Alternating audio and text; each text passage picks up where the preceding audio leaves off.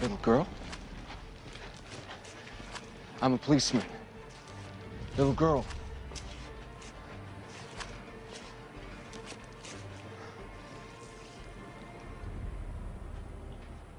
I know that you got started kind of early, right?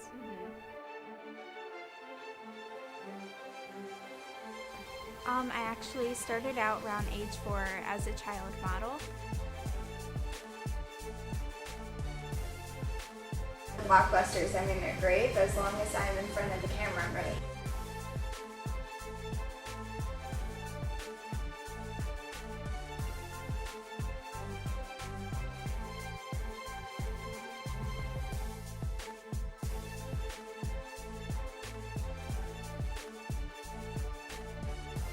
I finally got to go on this audition, and a week later, I got a call saying, hey, you got the part.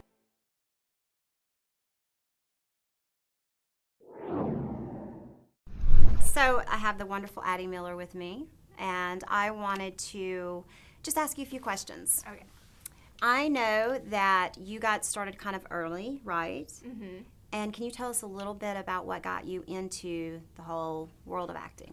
I actually started out around age 4 as a child model, and my agency kept trying to send me on film auditions, and finally when I was around 8 years old, I managed to convince my mom to let me actually go on one.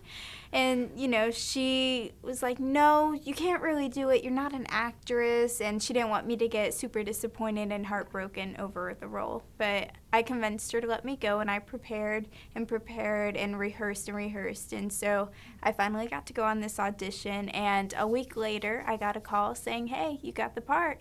And it was actually for a film called The Secret Life of Bees, where I got to be like a little Dakota Fanning. Yes. And it was super fun, and ever since then I've been hooked to acting. So how was being on set there? Was it It was everything you dreamed of? I mean, I never really knew what to expect, but you have this huge fantasy when you're 8 years old of the glamour and everything, and I was on cloud 9 the whole time. It was great.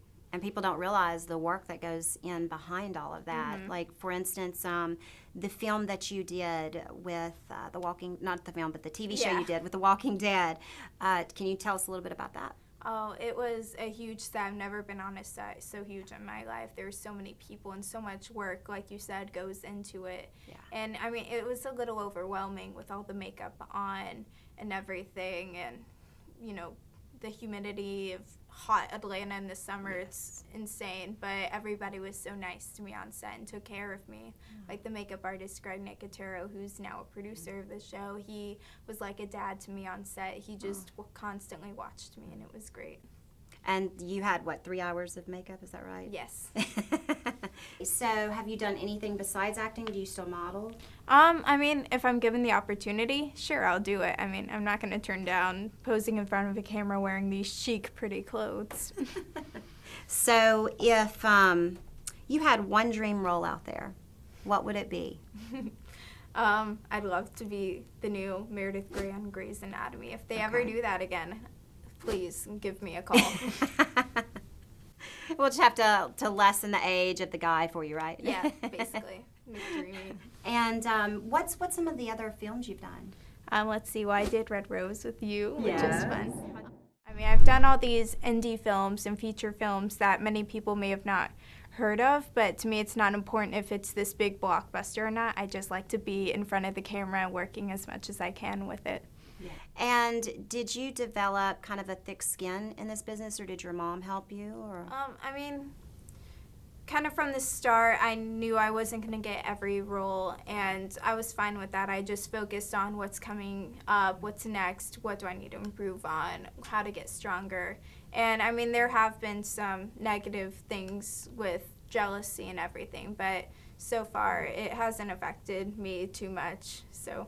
Wow. Well, I know that comes with the territory.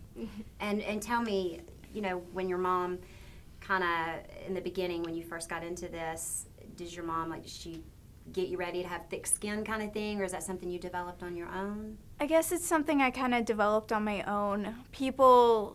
I watched all these, not auditions, interviews with people, and they said once you audition, you just got to forget about it and not linger, and you won't be too heartbroken over it. So I got adjusted to not getting it and just focused on the next one. What's coming up? What can I actually try again with? What can I get stronger with? And I mean, I've been pushing. Well, when it comes to your things that are near and dear to your heart, I know that I read something about autism and you donated to autism. Can you tell everyone why that is? Both my little brothers, Rylan and Drew, they were diagnosed with autism at an early age, and I really wanted to understand it more and help out more with kids like them. So I started donating, and eventually the Autism Society recommended me working at this camp called Camp Royal. And I started, volunteering there on summers and everything to learn more and get closer with kids with the same condition, and how I can appreciate how my brothers might not be as strong as the other ones. Like, some can't speak, some, all they do is drool all day, and it's really sad and unfortunate to see. And you learn to love them as who they are, and you don't see it as some disorder or anything. I just see them as my normal brothers. And I'm really thankful I discovered autism, and being able to help these kids really warms my heart. Oh, you have such a good heart. I love it. Thank you. And we'll put you on the spot a little bit. Okay. If there was 5 things that your fans did not know about you, what would they be? I'd say I'm a huge fan of Taylor Swift, but everyone who meets me realizes that within 5 minutes of talking to me. Let's see. 5 things they don't know about me. I'm pigeon-toed, so my toes automatically go in whenever I'm standing. Let's see.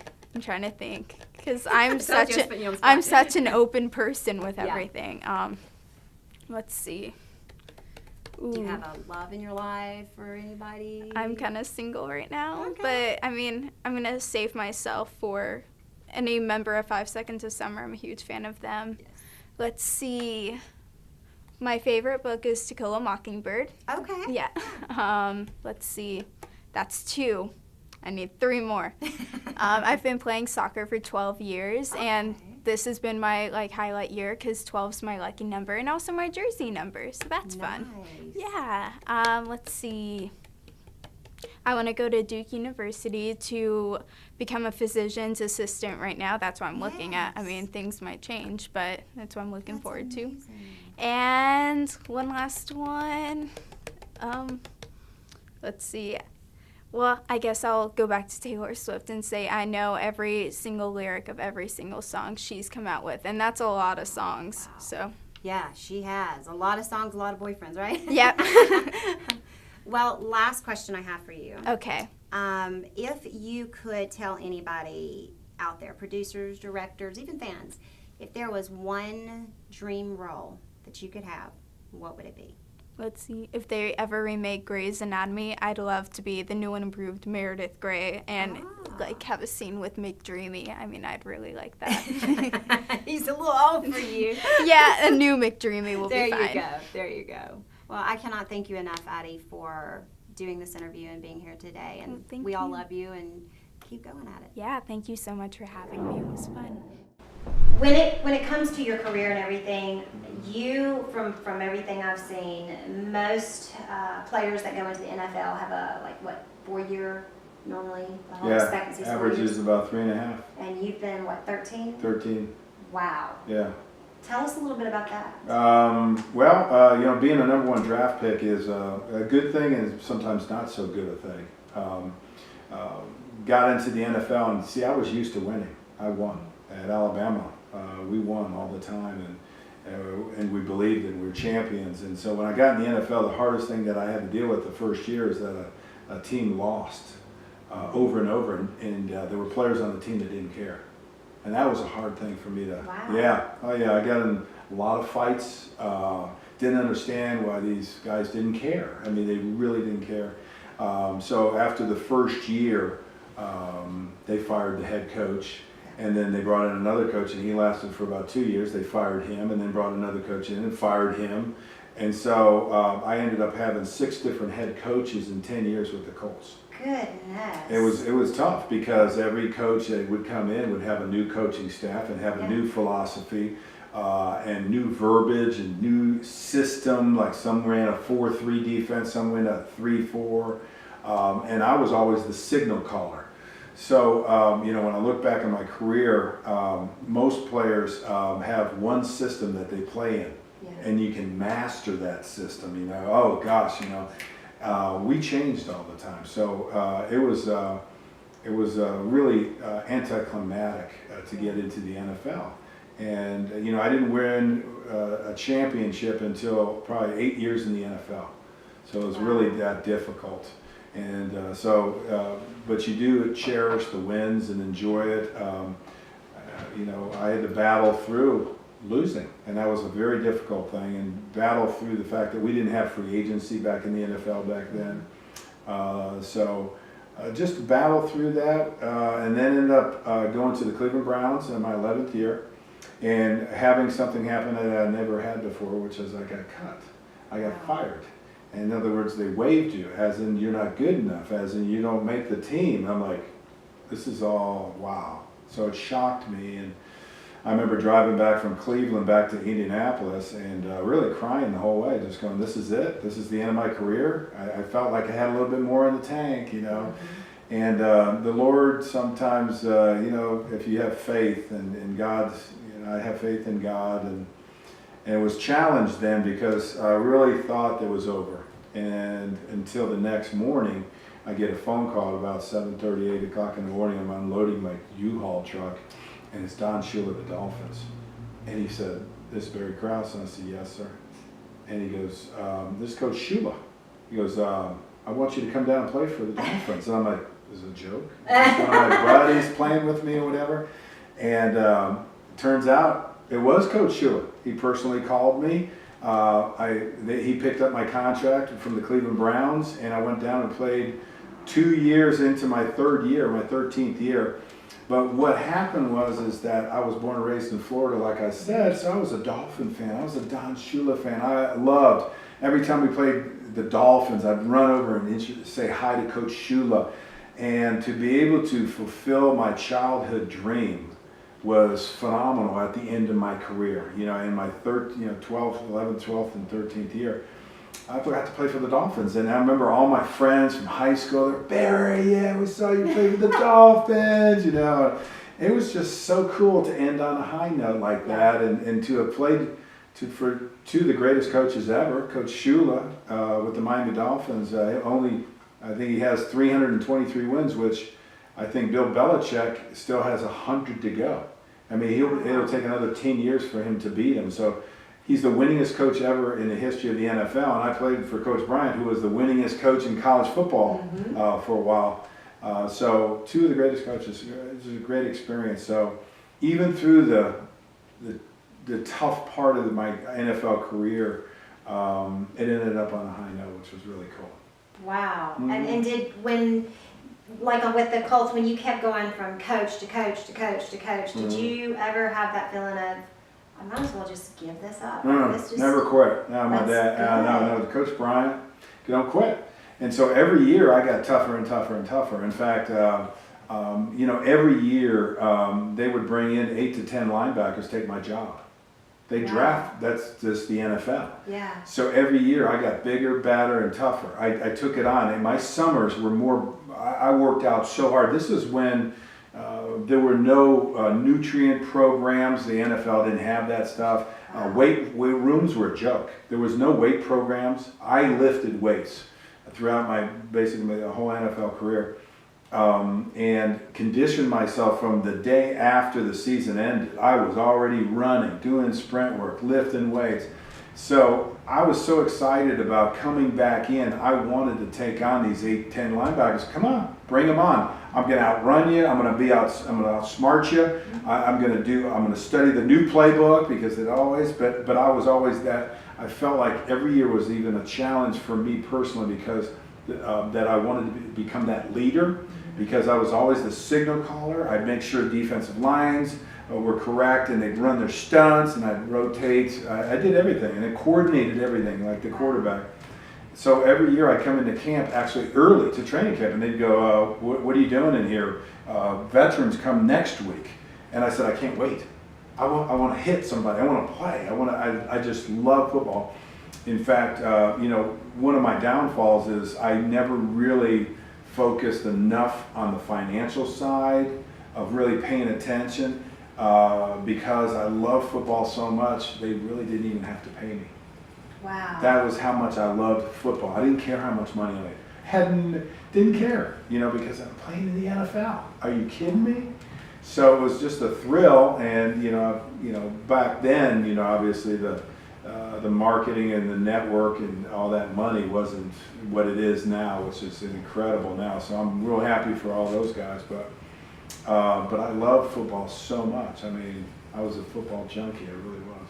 Wow, and you probably still are, right? Yeah, love football. Still involved in it. Yeah. Wow. What does it feel like broadcasting and being a part of the team and helping out? It's great. I never thought I'd get into broadcasting. And in 1993, after a couple of years after the league, after I was out of the league, a guy approached me. He said, "Hey, you want to do some radio for the Colts?" And I'm like, "Yeah, sure." So next thing you know, I'm out there, and I didn't know what I was doing. I was terrible, and I'm sure I've gotten a little bit better, but over the years, just learning. It was self-taught. Everything was self-taught. Try to learn this, try to learn that.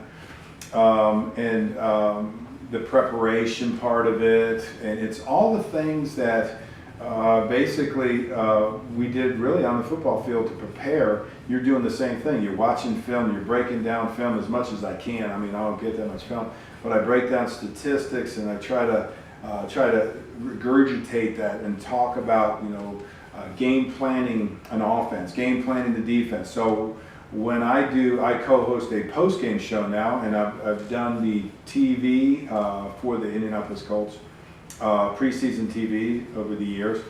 So I prepare the same way throughout the whole week. So game time, it's just all, I used to write everything down and date, as soon as the game started, it all became like mud.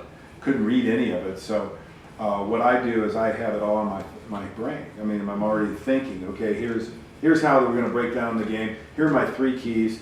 This is what we need to do offensively. We need to be able to run the ball. And then I'll talk through that. The first half, guess what? We were able to establish the run, which opened up the play action pass, took pressure off of the offensive line because we've had a lot of injuries. Yeah. And so it gives the quarterback a little bit more time because it's, those kind of things. So it's been an incredible experience, and no game is ever the same. I mean, we've got a new, like this week we played the Jacksonville Jaguars. Last week it was the San Diego Chargers. So I game plan as well. So then I break down I co-host a post-game show for the call-in show for the Colts for about 3.5 hours.